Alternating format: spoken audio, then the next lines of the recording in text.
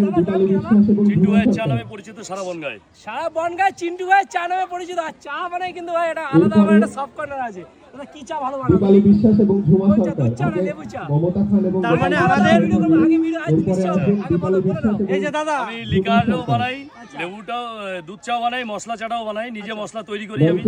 ঠিক আছে, আর চা ভালো করতে গেলে কোনটা বেশি প্রয়োজন? বেশি জল মেশানো না ভালো দুধ দেওয়া?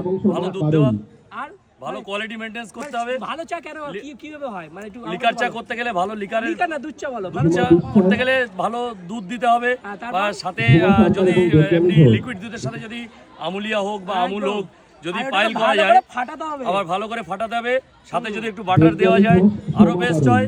ঠিক আছে, তো আর কি বলবো, আমার থেকে ইনি হচ্ছে সব থেকে বেস্ট। আমি একটা কোশ্চেন করি, এখন এই যে আমাদের লিকার এক দাদা ভাই রয়েছে, আমি একটা কোশ্চেন করি, হ্যাঁ, বলো। কাঁচরাপাড়ার চা আর বনগাঁর চা মিক্সড কোন চা হবে? কোনো চা আমরা ভালোবাসা তৈরি হবে একটা ভালোবাসার চা হবে, ঠিক।